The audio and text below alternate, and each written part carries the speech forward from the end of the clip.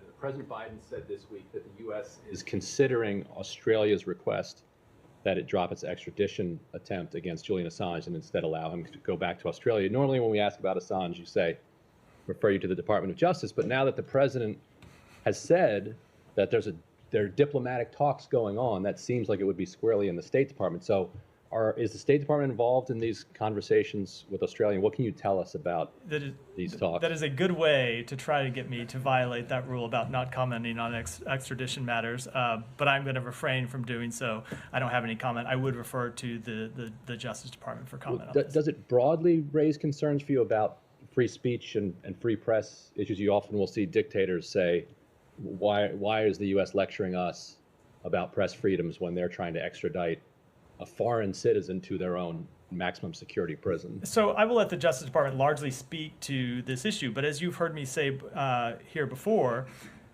one of the crimes that Julian Assange is charged with is helping Chelsea Manning hack into government systems, not receiving classified information, but helping her actually break into government systems to retrieve classified information, which, as far as I'm aware, has never been considered a legitimate journalistic practice, and is not the kind of practice that journalistic organizations typically engage in. Well, technically, he offered to help her cloak her identity so that she wouldn't be discovered.